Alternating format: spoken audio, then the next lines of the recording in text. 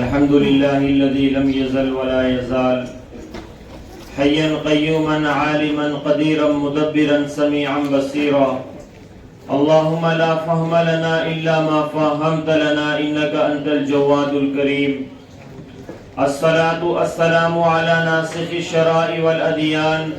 وقال الله سبحانه وتعالى: أعوذ بالله من الشيطان الرجيم. بسم الله الرحمن الرحيم. شهر رمضان الذي أنزل فيه القرآن هدى للناس وبينات من الهدى والفرقان. وقال رسول الله صلى الله تعالى عليه وسلم: من صام رمضان إيمانا واحتسابا غفر له ما تقدم من ذنبه. وقال النبي صلى الله تعالى عليه وسلم: إن الله لا ينظر إلى صوركم وأموالكم ولكن ينظر إلى قلوبكم وأعمالكم. أو كما قال النبي صلى الله عليه وسلم. محترم اساتذہ کرام اور عزیز طلباء، پیارے بچوں، بھائیوں، بہنوں، ہمارا یہاں جڑنا اور آپ کو یہاں جمع کرنا یہ صرف اور صرف اس کی کوئی دوسری وجہ نہیں ہو سکتی کہ آخرت میں ہم سب کامیاب ہو جائے، کیونکہ دنیا میں رہنے والا ہر انسان کامیابی چاہتا ہے، اور کامیابی کی بنیاد وہ نہیں ہے جو آپ اپنی نظروں سے دنیا میں دیکھ رہے ہو کہ کسی کے پاس روٹی کپڑا مکان ہے، بیوی بچہ دکان ہے، کاروبار ہے، کارخانے ہیں، کمپنیاں ہیں، ملک ہے، سلطنت ہے، عہدے ہے.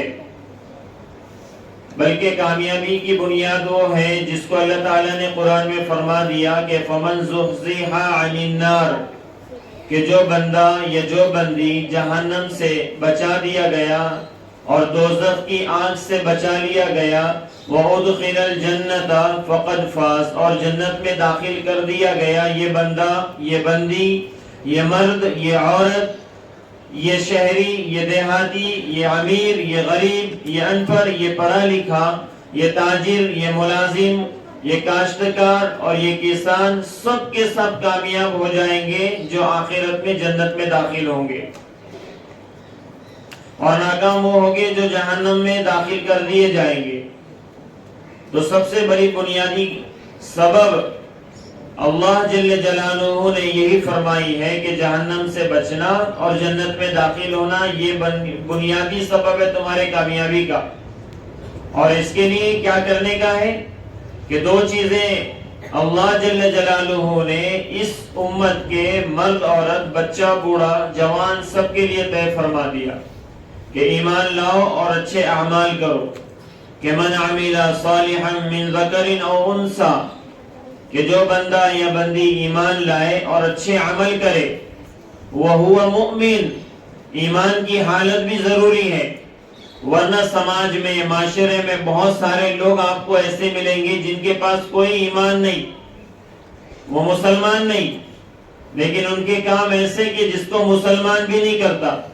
بھوکوں کو کھانا کھلا دیں گے، ننگوں کو کپڑا پہنائیں گے، بے گھر لوگوں کو گھر دیں گے، بے روزگار لوگوں کو روزگاری دیں گے، لیکن نسبت ایمان کی ان کے پاس نہیں ہے. اس وجہ سے کتنے ہی نیکی کے کام کر لے، بدلہ دنیا میں ملے گا، آخرت میں کوئی اجر نہیں.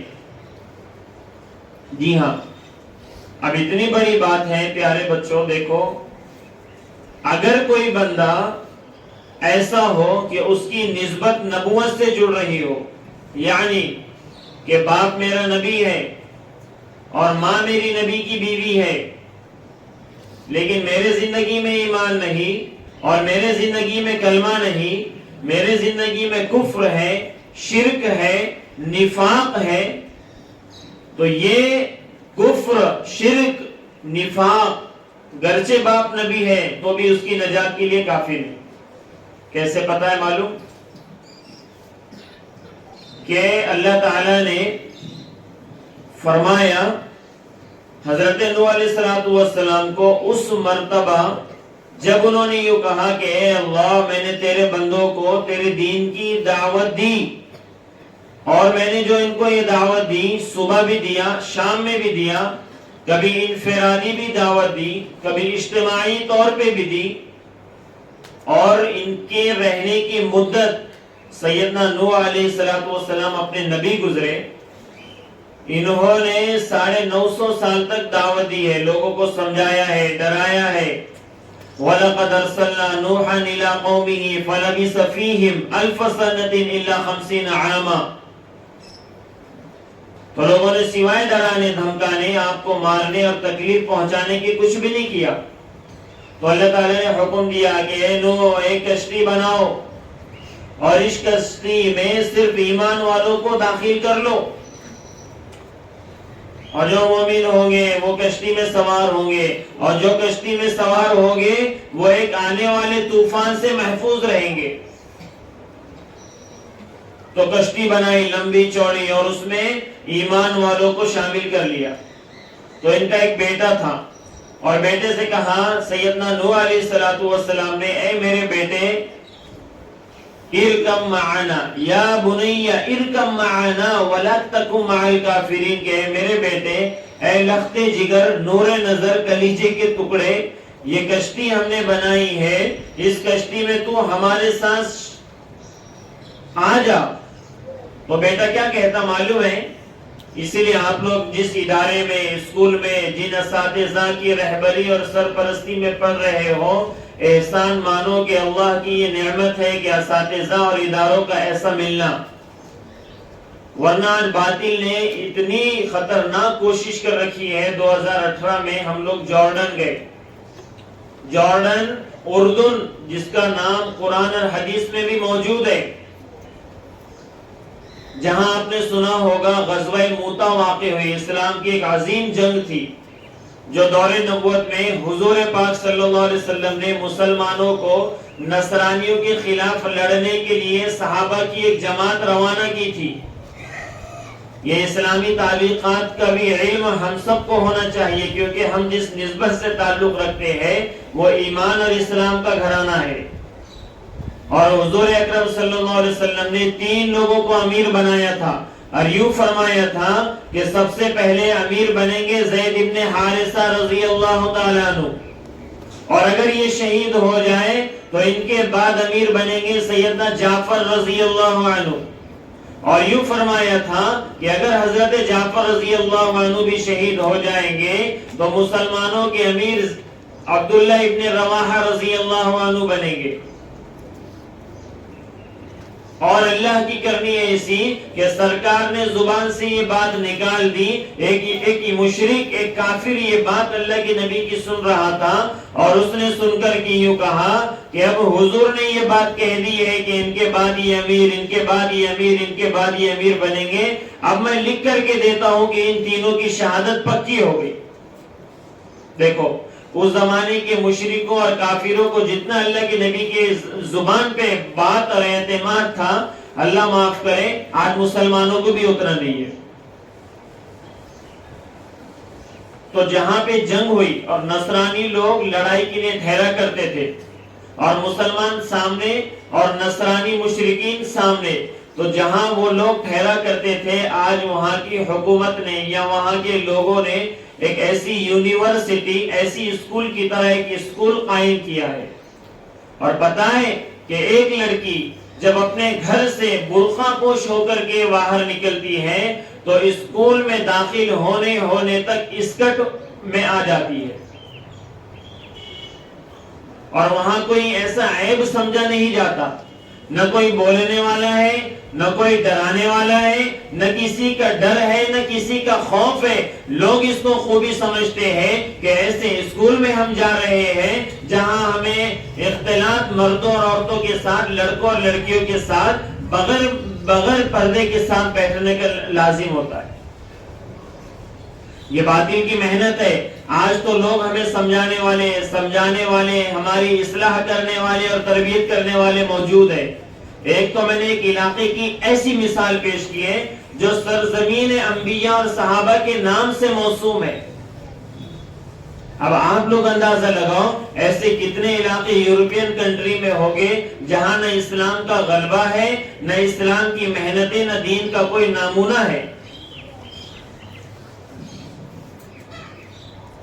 تو نسبت تھی حضرت نوح علیہ السلام کے بیٹے کے ساتھ کہ یہ میرا بیٹا ہے، یہ لخت جگر، نور نظر، کلیجے کا ٹکڑا ہے۔ تو کہہ رہے بیٹے سوار ہو جا، تو بیٹا کہتا ارے ابا میں تمہارے کشتی میں سوار نہیں ہوگا، میرے کو اللہ کو رب اور آپ کو نبی ماننا نہیں ہے۔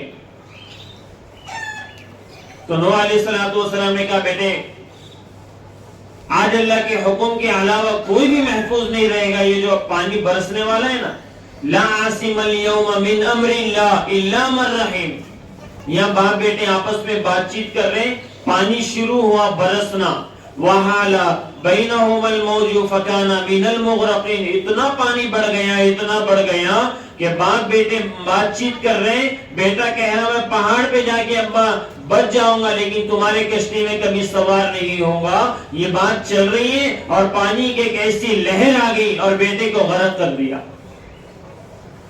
چنانچہ اللہ تعالیٰ نے آیت نازل فرمائی، قال یا نوح انه ليس من اهلك، ارے نوح علیہ السلام سنو تو سنو، وہ جس کو تم اپنا بیٹا کہہ کر کے پکار رہے تھے، انه ليس من اهلك، وہ تمہارا بیٹا نہیں ہے، انه عمل غیر صالح، اس کی بنیادی وجہ یہ ہے کہ وہ ایمان والا نہیں ہے، اس کے زندگی میں اچھے اعمال نہیں ہے۔ ایمان بھی ہونا ضروری ہے اور عمل بھی ہونا ضروری ہے، بغیر ایمان کے عمل نہیں اور عمل بغیر ایمان کے نہیں۔ من عمل صالحا من ذکر او انثى وهو مؤمن فلنحيينه حیاتا طیبہ، زندگی اگر ایمان والی اور نیک اعمال والی ہوگی تو دنیا کی زندگی اللہ نے وعدہ کیا شاندار، پرسکون، پر اطمینان، ہائے فائے بنا کے رکھ دیں گے۔ ورنہ دیکھو سماج میں کہ جن کی زندگیوں میں دین نہیں ہے، ہر آدمی ایک دوسرے کو دیکھ کر کے پریشان ہے۔ ایک آدمی سائیکل رکشہ چلانے والا، ایسی دھوپ تپش کی چل رہی ہے، وہ درخت کے نیچے بیٹھا ہوا ہے، انتظار میں ہے کہ کوئی بھاڑا مجھے آ جائے، اور اپنا سر سائیکل رکشے کی سیٹ پر رکھا ہوا، پیر ہینڈل پہ رکھا ہوا، آرام سے لیٹا ہوا ہے۔ اس کے سامنے سے ایک بندہ مرسڈیز، آڈی اور فارچونر کار میں نکل رہا، وہ مرسڈیز میں گھومنے والا بندہ اس سائیکل رکشے والے کو دیکھ کر کے دل و دل میں یہ سوچتا ہے یار کتنا اچھا بندہ ہے، سر اگر سائیکل رکشے کیوں نہ ہو اس پہ رکھ دیا اور مزے کی نیند اور آرام کی زندگی جی رہا ہے۔ اور وہ سائیکل رکشے والا اس کو دیکھتا ہے یار یہ مرسڈیز میں گھوم رہا ہے، اے سی جیسی کار میں، کپڑے پہ جھلی نہیں اور سر پہ پسینے کا قطرہ نہیں، ہائی فائی زندگی اس کی گزر رہی ہے۔ انہیں اس کو دیکھ کر کے ٹینشن میں ہے اور انہیں اس کو دیکھ کر کے ٹینشن میں ہے۔ دنیا ایسی پریشانی کا گھر ہے، آپ لوگوں کو ابھی اس کا علم نہیں ہے کہ کوئی سکون سے نہیں ہے۔ سکون الا بذکر اللہ تطمئن القلوب، اللہ نے اپنے دین میں، اپنے نام میں، اپنے ذکر میں اطمینان، سکون اور عافیت رکھا ہے۔ آپ لوگوں کو رہبری تربیت کے اعتبار سے روزانہ بات چیت ہوگی، میں تو عمل رمضان میں کیا کرنا ہے اس مناسبت میں سے سر نے مجھے یہ کہا کہ آپ کو اس پر بات کرنی ہے۔ اب رمضان المبارک کا مہینہ آ رہا ہے، ہر مسلمان کی زبان پر یہی لفظ ہے کہ دیکھو ماہ رمضان کی آمد ہے، رمضان رمضان ہے۔ آج لوگ تراویح کی تیاریاں کر رہے ہیں، ہر مرد کے، ہر عورت کے زبان پر رمضان المبارک کے تذکرے ہیں، اور ہونا بھی چاہیے۔ یہ ایسا موقع ہے اور یہ ایسا مہینہ ہے کہ گویا کہ یہ سیزن آ رہا ہے اور جنت کی اس مہینے میں سیل لگنے والی ہے۔ ہم سب کو رمضان المبارک میں اپنے آپ کو مصروف کر کے اللہ کے یہاں جنت کو کھینچنے کی کوشش کرنے کا نہیں بلکہ لوٹنے کا موقع ہے۔ یہ آج سے ہمارا عمل کا بھاؤ، نیکیوں کا وزن 70,000 گنا زیادہ بڑھنے والا ہے۔ اور جب اللہ نے تذکرہ کیا قرآن میں کہ شہر رمضان الذی انزل فیہ القرآن، کہ یہ مہینہ ایسا آ رہا ہے، روزے کا تذکرہ اس میں بعد میں ہے لیکن قرآن کا تذکرہ پہلے ہے۔ اس لیے روزہ شروع ہوگا کل سے، لیکن قرآن کی تراویح شروع ہوں گی آج رات سے. اس لیے جتنا ہو سکے اس مہینے میں قرآن پاک کو دل سے سینے سے لگانے کی کوشش کرنا. ہر طالب علم نے اپنی حیثیت کے اعتبار سے بڑے طلباء اور طالبات جتنے ہیں انہوں نے روز قرآن پاک کی تلاوت کرنی چاہیے. قرآن کا اہتمام ہو. ہم پڑھے, ہم تو حضور پاک صلی اللہ علیہ وسلم کے امت کے افراد ہیں, اس لیے ہماری زندگی ایسی ہونی چاہیے کہ ہم جو باتیں سن کر کے یہاں جا رہے ہیں آج گھروں میں جا کر کے والدین, پیرنٹس اور بھائی بہن, دادا دادی کے سامنے یہ باتیں رکھیں گے کہ آج اسکول میں ہمیں یہ سمجھایا گیا کہ دیکھو رمضان آ رہا ہے, اب قرآن کے کھولنے کی بہت جلدی کرنی چاہیے. ہو سکے تو ہم یہ کوشش کرنا, دعوت یہ دینا, امی قرآن پڑھنے کے لیے اسکول سے کہا گیا, دیدی اب قرآن پاک کو کھول دو, اہتمام کے ساتھ اس کی تلاوتوں کا گھروں میں ماحول بنایا جائے. جن کو اللہ نے عمر میں بڑے 7-8 سال جن کی عمر ہے اور بڑے طلباء اور طالبات روزوں کا اہتمام کرنا چاہیے. دیکھو اسلام صاف ہے, اسلام پاکیزہ ہے, پاکیزگی کو پسند کرتا ہے. نیکیوں کو اور اعمال صالحہ کا کرنا اللہ کو انتہائی درجے زیادہ محبوب اور پسندیدہ ہے. اللہ کے رسول صلی اللہ علیہ وسلم نے فرمایا ان اللہ جمیل یحب الجمال, اللہ صاف ہے, خوبصورت ہے, خوبصورتی کو پسند کرتے ہیں. ہماری رہن سہن, ہماری معاشرت, ہماری گفتار, ہماری رفتار میں سب اخلاقیات جھلکنا چاہیے. پاکیزگی کا اہتمام ہو. ان اللہ یحب ان یرا اثر نعمتی علی عبدہ, کہ اللہ کو یہ چیز پسند ہے کہ جس بندے کو میں نے جو نعمت دی ہے لوگوں کے سامنے اس کو ظاہر بھی کر کے بتائے.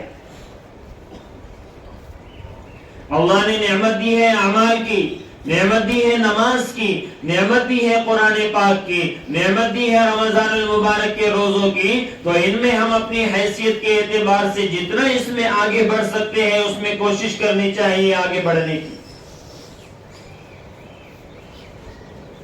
تراویح ہے, رمضان المبارک کے روزے ہیں, قرآن پاک کی تلاوتیں ہیں, یہ بنیادی اسباب ہے. ورنہ آج سمجھانے والے آپ لوگوں کو سمجھا رہے ہیں, آپ لوگوں کا اثر اور یہ موقع یہ سمجھنے اور عمل کے کرنے کا ہے. ورنہ انسان کی زندگی پہ تو بہت سارے دور آتے ہیں.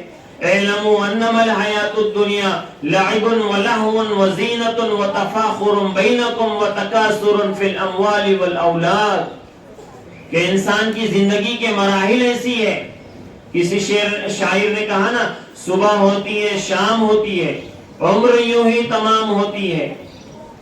صبح ہوتی ہے شام ہوتی ہے, عمر یوں ہی تمام ہوتی ہے, موت سے کس کو رستگاری, آج وہ تو کل ہماری باری ہے. ایسی بچہ پیدا ہوتا ہے, پیدا ہونے کے بعد رینگنا شروع کرے گا, پھر چلنا شروع کرے گا, پھر دوڑنا اور بھاگنا شروع کرے گا. ایک عمر آپ لوگوں کی طرح آتی ہے کہ اسکول میں پڑھنے اور پڑھانے کا زمانہ آئے گا. ایک زمانہ ایسا آئے گا جاب کرنی پڑے گی, ایک زمانہ ایسا آئے گا نکاح شادی ہو جائے گی, ایک زمانہ آئے گا اولاد پیدا ہوگی, پھر ان کی فکر. ایک زمانہ ایسے آئے گا جیسے بالکل بڑھاپے والی زندگی ہوتی ہے,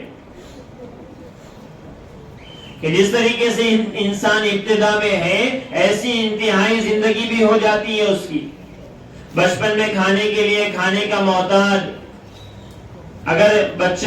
اگر کوئی بھوک لگے تو رو رو کر کے ماں کے سامنے پیش کرتا ہے, ماں مجھے بھوک لگی ہے. ماں اس کے رونے کو اور اس کی تڑپ اور درد کو دیکھ کر کے یہ محسوس کر لیتی ہے کہ ہو نہ ہو یہ بچے کو دودھ اور کھانے کی ضرورت ہے.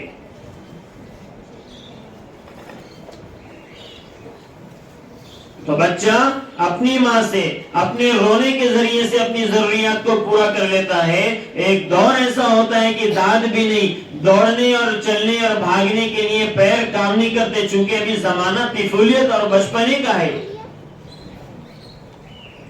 لیکن ایک زمانہ بڑھاپے میں بھی ایسی آتا ہے, بغیر بیساکھی کے چل نہیں سکتا, بغیر چوکڑا لگائے کہ کوئی چیز چبا نہیں سکتا, بغیر کان میں مشین ڈالے کہ کوئی چیز سن نہیں سکتا, بغیر آنکھوں میں 12 نمبر چشمہ لگائے کہ کوئی انسان دیکھ بھی نہیں سکتا. بڑھاپا اور بچپنا سیم ٹو سیم ہے، یہ اللہ نے سب کو بتایا ہے۔ اور کامیابی کی چیزیں جو آخرت میں ساتھ جانے والی ہے وہی ہے اچھے اخلاق، اچھے اعمال، دینداری، اللہ کا حکم، رسول اللہ صلی اللہ تعالی علیہ وسلم کا طریقہ۔ حدیث میں ہے، مشکاۃ شریف کی روایت ہے، جب انسان مر جاتا ہے تو 3 چیزیں ساتھ میں جاتی ہیں، 2 چیزیں ساتھ رہتی ہیں اور 1 چیز قبر سے واپس آ جاتی ہے۔ عربوں میں پہلے لوگ یہ دستور تھا، جب انسان مر جاتا تھا تو ڈیڈ باڈی کے ساتھ اس کا جتنا زندگی بھر کی پونجی ہے، مال، پراپرٹی، زر زیور، سونا چاندی، دینار دنانیر درہم، سب قبر تک لے جاتے، رشتہ دار جاتے اور اچھے اور برے عمل ساتھ میں جاتے، تو 2 چیزیں واپس آ جاتی، مال واپس آتا، رشتہ دار قبر میں ڈال کے واپس آتے، صرف اچھے اور برے عمل ہے، 3 چیزوں میں سے 1 عمل قبر میں ساتھ میں جاتا۔ پتہ ہے جب فاطمہ رضی اللہ تعالیٰ عنہ کو قبر میں ڈالا گیا تو حضرت فاطمہ سے قبر کہنے لگی، ارے او فاطمہ، یہاں میں یہ نہیں دیکھوں گی کہ تاجدار حرم، فخر موجودات، سرور کونین تمہارے باپ ہے اور جنت کے جوانوں کے سردار تمہارے بیٹے حسن اور حسین ہیں اور علی تمہارے شوہر ہے اور ماں تمہاری خدیجہ ہے، میں یہاں نسبت نہیں دیکھتی ہوں کہ کون کس سے ہے، کس کا حسب کیا ہے، کس کا نسب کیا ہے اور کس کی نسبت کس کے ساتھ ہے۔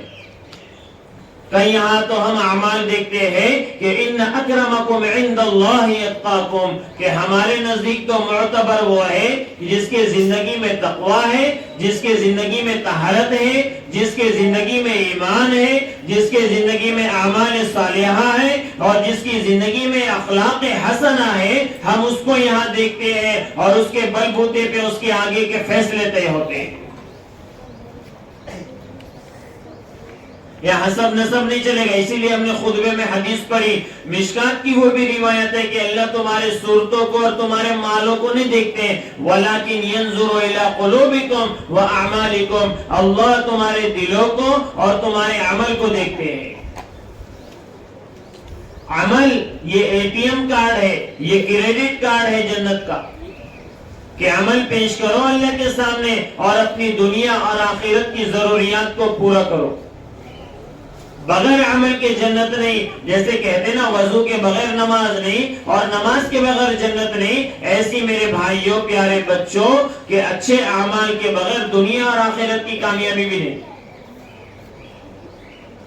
نمازوں کی پابندی کرو، زندگیوں میں نماز رہا ہوں، کویت گئے، سنو ایک بہت پیارا قصہ، آپ توجہ سے سنو بچوں، دیکھو اگر آپ دیندار بنو گی، آپ نیک صالحہ بنو گی، اساتذہ اور پیرنٹس کی باتوں کو مانو گی اور تم نمونہ بن جاؤ گی۔ ایک نمونہ، ایک معصوم سی بچی جس کی بچپن ہی سے تربیت ہوتی رہی، جو تقوی کی، حیاداری کی بہت پابند، صوم و صلاۃ، روزہ نماز پڑھنے والی بچی، نگاہوں کی حفاظت کرنے والی بچی، ایک موقع پر بڑی ہو گئی اور اس کی شادی کا وقت آ گیا۔ اب دیکھو، جن کی زندگی میں ڈر ہوتا ہے، اللہ کا خوف ہوتا ہے، تو وہ کسی سے متاثر نہیں ہوتی۔ تو اس لڑکی نے نکاح ہونے کے بعد کویت میں 1 دینار اپنے انڈیا کے 256 روپے کا ہوتا ہے، اس کو میک اپ شیک اپ کیا گیا نکاح کے دن۔ آپ جانتے ہو نا میک اپ کیسا کرتے ہیں دلہن کو، تو میک اپ وغیرہ کرنے کے لیے کئی 100 دینار اس پر خرچ کیے گئے۔ اور کویت ایسا ملک ہے کہ آپ اگر ایک ایسا لباس وائٹ کلر کا آج پہن لو تو آپ کو 8 دن تک معمولی سا دھبا بھی آپ کے بدن پہ نظر نہیں آئے گا۔ 8 دن تک سفید کپڑے پہن لو، نہ مٹی ہے نہ دھول ہے، اتنا پاکیزہ ہائی فائی ملک ہے۔ تو لڑکی کا نکاح ہوا، شادی ہال میں لایا گیا، وہاں کی شادی تو کیا کہنے، وہاں کی جو ہے نا اسکیپ کی جگہ بھی اپنے یہاں کی وی آئی پی جگہ سے کم نہیں ہوگی، اتنا ملک شاندار۔ تو اس کو شادی ہال میں لایا گیا. اپنے انڈیا کی 7 اسٹار ہوٹل جو سب سے آخری ہے نا, وہاں کا ادنا درجے کی ہوٹل ہوگی. ہال میں, لانس میں, وہاں ہوٹلوں میں شادی ہوتی ہے. لایا گیا. اب وہاں موقع ایسا آیا کہ دلہن کو وضو نہیں تھا اور نماز کا وقت ہو گیا. وہ کہنے لگی مجھے نماز پڑھنی ہے. امی سے کہا تو اس کی امی نے کہا بیٹی پڑھ لے, کیا مسئلہ ہے؟ کہا امی وضو خانہ بتلاؤ کہاں ہے, میرے کو وضو نہیں رہا. تو اس کی ماں کہنے لگی بیٹی اب تو وضو کرے گی تو تیرے میک اپ کا معاملہ کیا ہوگا؟ کہا میک اپ تیرے اوپر اتنے دینار خرچ کر کے ہم نے کیا اور تجھے یہاں لایا گیا. آج تیرا ایسا دن ہے کہ اس سے پہلے تیری زندگی میں کبھی ایسا دن نہیں آتا اور اس کے بعد کی زندگی میں تیرے اوپر ایسی خوشی کا کوئی دن نہیں آتا. بیٹی کہنے لگی دلہن نہیں امی, میک اپ ٹوٹ جائے پسند ہے مجھے, لیکن اللہ کا حکم ٹوٹے یہ میرا ضمیر برداشت نہیں کر سکتا. تو امی نے کہا گھر کی بڑی بوڑھی دادی نانی سے انہیں کہلوایا سمجھدار ہو تم, ارے بے وقوف ہو گئی تو پاگل ہو گئی, وضو کرنے کے لیے میک اپ خراب کریں گی. دلہن کہنے لگی ہاں میں بے وقوف ہو گئی, میں پاگل ہو گئی, نماز کا وقت آیا اس میں کمپرمائز نہیں, میرے اللہ کا حکم ہے نماز پڑھنا, نماز پڑھو گی.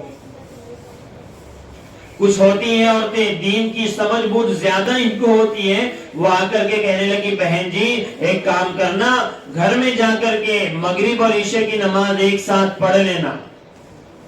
وہ کہنے لگی دیکھو شریعت نے ایک ساتھ 2 نمازیں پڑھنے سے سوائے سفر اور عذر کے موقع پہ گنجائش دی, اور وہ دونوں چیزیں یہاں نہیں ہیں لہٰذا میں نہیں پڑھ سکتی, اب بیچ پڑھوں گی. ہوتا کیا نہ ہوتا, لوگوں نے کہا لاکھ منانے کے بعد تیار نہیں ہوئی تو پھر اس کو اجازت دے دے گی بابا. آخری میں یہ کہا گیا دیکھ رشتہ ٹوٹ جائے گا. اس نے کہا رشتہ ٹوٹے, اللہ کا حکم نہیں ٹوٹنا چاہیے. آپ لوگ بھی کرو گے نا ایسی پابندی نمازوں کی انشاءاللہ. تو دلہن نے وضو کیا, میک اپ ٹوٹ گیا, مغرب کی نماز کی رکعت باندھی, پہلی رکعت, دوسری رکعت, تیسری رکعت کا سجدہ کر رہی تھی. آخری سجدے میں اللہ نے اس کی روح نکال ڈالی. اگر سوچو نماز مؤخر کرتی, وقت تو موت کا طے تھا. اذا جاء اجلهم لا يستاخرون ساعة ولا يستقدمون, کہ جب موت کا وقت آ جاتا ہے نہ 1 سیکنڈ آگے ہوتی ہے نہ 1 سیکنڈ پیچھے ہوتی ہے. اب مر گئی سیدھا جنت میں جائیں گی کہ نہیں جائیں گی بولو؟ اور اگر نماز کو ٹال مٹول کرتی تو اس حدیث کی روح سے کہ من ترک الصلاۃ متعمدا فقد کفر, کہ جس نے قصدن نماز کو چھوڑ دیا اس نے کفر والا کام کیا, وعید میں شامل نہیں ہو جاتی. اس لیے آپ لوگ اللہ کے حکموں کو پورا کرنے کے جذبوں کے ساتھ علموں کو حاصل کرو کہ میرے جذبے میرے ارادے یہ ہونے چاہیے کہ میرے اللہ کا حکم ہے, چاہے میرا کچھ بھی ہونا ہے اللہ کا حکم نبی کا طریقہ میرے زندگی سے نہیں جانا چاہیے. یہ اس بات پر ہم ابھی سے ذہن بنائیں گے اور اس کی دعوت بھی دیتے رہیں گے, کیونکہ بنیادی اسباب اللہ کو راضی کرنے کے لیے پیارے بچوں یہی ہیں. آپ دیکھو جتنے اکابرین علماء اور بڑے بڑے درجے کے اللہ والے گزرے ہیں, ان کی بچپن ہی سے زندگیاں صوم و صلاۃ تقوی طہارت کی پابند تھی. سیاہی ستہ آپ لوگوں نے نام سنا ہوگا. جب کوئی عالم بنتے ہیں نا تو فائنل ایئر عالمیت کا جو ہوتا ہے اس میں جو کتابیں پڑھائی جاتی ہیں سیاہی ستہ یعنی 6 کتابیں بڑی بڑی ہوتی ہے. بخاری شریف, مشکات شریف, ابو داؤد شریف, ابن ماجہ شریف, یہ بڑی بڑی کتابیں ہوتی ہے. ان کو کہتے ہیں سیاہی ستہ, عربی کا نام ہے یہ. ان کے لکھنے والے جتنے علماء کرام رائٹرز مصنفین اور مرتبین ہیں یہ سب کے سب یتیم پیدا ہوئے, یا تو کسی کے والد کا انتقال ان کے پیدا ہونے سے پہلے ہوا اور بعض کے ان کے بچپن ہی میں ہو گیا, تو ان لوگوں کی تربیت کرنے والی ان کی مائیں تھی.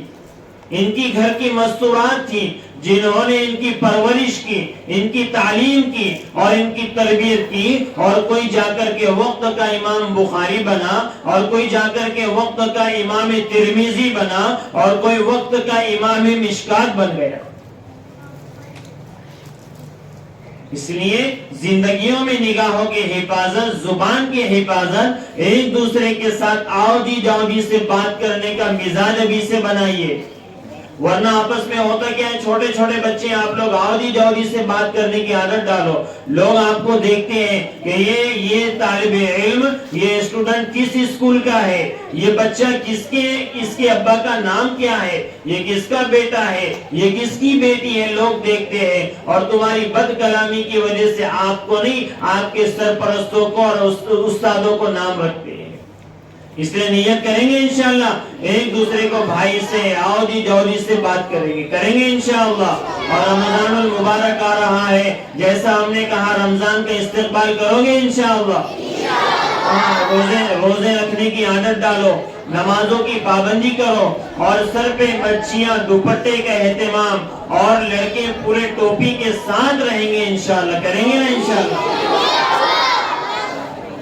ہاں، اور دیکھو اب رمضان آ رہا ہے، مسجدیں کھچا کھچ بھرنے والی ہے، اس لیے آپ لوگ نماز تو پڑھتے ہی ہیں، لیکن اب نمازوں کی ترتیب بدل جائے گی، اور ایسی نماز پڑھنی ہے کہ اب میں مسجد میں چلا گیا، اذان ہوئی کہ میں مسجد میں داخل ہو گیا، اور میں نماز سے پہلے کی سنتوں کا اہتمام، نماز کے بعد کی سنتوں کا اہتمام، یہ عمل کرنے کے لیے کتابوں اور قرآن اور حدیث میں لکھا گیا ہے۔ اس لیے سنتوں کا اہتمام ہو، اور اتنی سنتیں ہیں جان جان کر کے اس پر عمل کرنے کی کوشش کرو، جتنی سنتیں سونے کی، کھانے کی، پینے کی، گھر میں داخل ہونے کی، گھر سے باہر نکلنے کی، لباس کے پہننے کی، چپل کے پہننے کی، رسول اللہ صلی اللہ علیہ وسلم نے چپل کے پہننے سے لے کر کے قبر میں جانے تک زندگی کے ہر لمحے اور موڑ پر کون سا عمل کس وقت میں کیا کرنا چاہیے ہر ایک کو بتلایا ہے۔ اس لیے آپ سنتوں کا اہتمام کریں۔ اللہ نے فرمایا کہ ما آتاکم الرسول فخذوہ، کہ نبی جی جس چیز کا تمہیں حکم کرے اس پر عمل کر لو، وما نہاکم عنہ فانتہوا، اور اللہ کے رسول جس چیز سے تمہیں منع کرے اس سے رک جاؤ۔ اس لیے سنتوں کو جان جان کر کے عمل کرنے کی اللہ ہم سب کو کوشش نصیب فرمائے۔ کریں گے سب باتوں پہ عمل انشاءاللہ۔ کون کون نہیں کریں گا ہاتھ اٹھاؤ، کون کون عمل نہیں کریں گا وہ ہاتھ اٹھاؤ، سب کریں گے انشاءاللہ۔ اللہ بہت آپ لوگوں کو قبول فرمائے ماشاءاللہ۔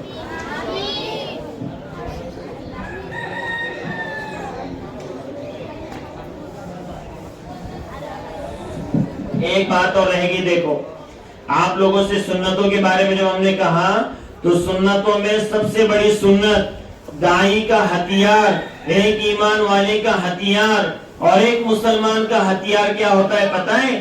مسواک۔ ایک موقع پہ صحابہ کئی دنوں سے لڑائی کر رہے، نہ آگے ہو رہے نہ پیچھے ہو رہے، ایک ہی سطح پہ لڑائی چل رہی، تو انہوں نے خط لکھا امیر المومنین کو، تو حضرت عمر نے خط کا جواب دیا کہ دیکھو آپ کو فتح نہیں ہو رہی، آپ مسلمان ہیں، کافروں پہ آپ کو غلبہ نہیں ہو رہا ہے، یقیناً آپ سے اللہ کے نبی کا کوئی عمل چھوٹ رہا ہے۔ تو صحابہ نے دیکھا ہماری زندگی میں کون سا ایک عمل ہے، کون سی ایک سنت ہے جو ہم سے چھوٹ رہی ہے، تو پتہ چلا کہ ہماری زندگی میں مسواک کی کمی ہے کہ جس کی وجہ سے ہمیں فتح نہیں ہو رہی ہے۔ کھچاکچ صحابہ نے درختوں سے توڑ کر کے لکڑیوں کی مسواک بنا لی اور مسواک کرنے لگے۔ جب مشرکین نے دیکھا کہ یار یہ تو دانت گھس رہے ہیں، ایسا لگتا ہے کہ اب ہم کو دانتوں سے دبا جائیں گے، تو آٹومیٹک مسلمانوں کو غلبہ ہو گیا۔ اس لیے سنتوں کا اہتمام، ہر طالب علم، ہر طالبات اپنے ساتھ مسواک رکھے، چاہے گھر میں رکھو، جہاں نماز کا وقت آیا وہاں مسواک کا اہتمام کرنے کی عادت ڈالو۔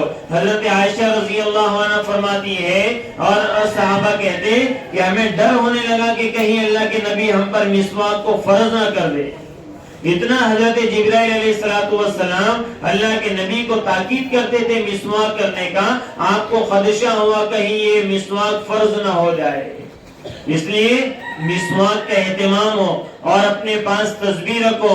ہر طالب علم اور ہر طالبہ اپنے اس رمضان المبارک میں کم سے کم درجہ ذکر کا اہتمام کرو، تسبیح رکھو.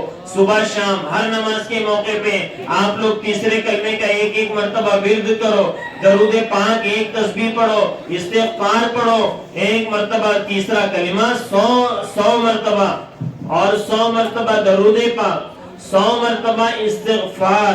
اب اگر کلمہ پڑھنا ہے تو کیسے پڑھو گے؟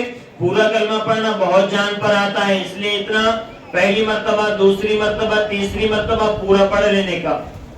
سبحان اللہ والحمد للہ ولا الہ الا اللہ واللہ اکبر ولا حول ولا قوة الا باللہ العلی العظیم. یہ 3 مرتبہ ایک ساتھ پڑھنا، اور اس کے بعد سبحان اللہ والحمد للہ ولا الہ الا اللہ واللہ اکبر تک بھی پڑھ لیا آپ نے تو آپ کو پورا کلمہ پڑھنے کا ثواب ملے گا. ایسی درود پاک 100 مرتبہ. اور اگر پوری درود پڑھنا مشکل ہو رہا ہے تو صرف صلی اللہ علیہ وسلم بھی آپ پڑھ سکتے ہو. اور استغفر اللہ ربی من کل ذنب واتوب الیہ 100 مرتبہ. 2 استغفار ہے، ایک دوسرا یہ ہے استغفر اللہ الذی لا الہ الا هو الحی القیوم واتوب الیہ.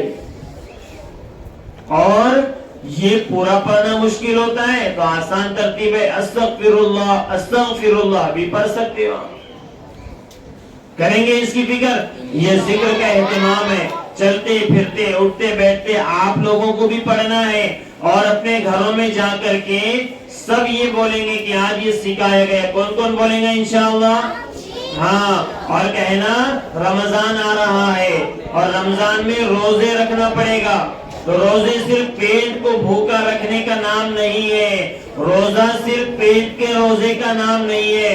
روزہ نام ہے زبان سے، گالی گلوچ سے اپنے آپ کو رکانے کا، اور نگاہوں سے بد نظری اور بدگمانی کرنے سے اپنے آپ کو رکانے کا، اور کانوں سے غلط جھوٹ گانے، موبائل اور آڈیو اور ویڈیو کے سننے سے اپنے آپ کو بچانے کا. روزہ رکھیں گے تو 100% سر کے بالوں سے لے کر کے پیر کے ناخنوں تک رگ رگ اور نس نس سے روزہ رکھیں گے انشاءاللہ. بولو انشاءاللہ. ٹھیک ہے انشاءاللہ. اللہ تعالیٰ عمل کی کرنے کی توفیق نصیب فرمائے. اب دعا ہوگی.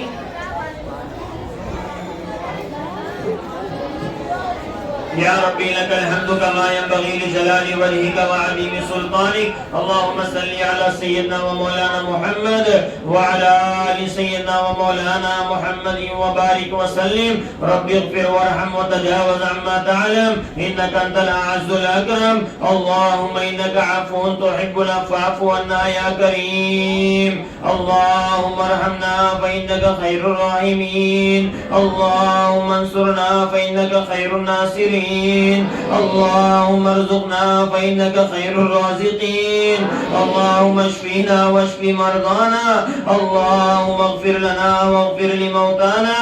اللهم اهدنا واهد بنا واهد الناس جميعا واجعلنا سببا لمن اهتدى يا ارحم الراحمين ويا اكرم الاكرمين. ظلمنا انفسنا وان لم تغفر لنا وترحمنا لنكونن من الخاسرين. ساهل يا إلهي كل صعب بحرمة سيد الأبرار ساهل. اللهم افتح علينا حكمتك وانشر علينا رحمتك يا ذا الجلال والإكرام. اللهم سهل لنا شهر رمضان وصيام رمضان وقيامه.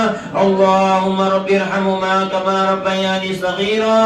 اللهم رب ارحمهما كما ربياني صغيرا. اللهم رب ارحمهما كما ربياني صغيرا. اللهم ربنا تقبل منا إنك أنت السميع العليم وتب علينا إنك أنت التواب الرحيم.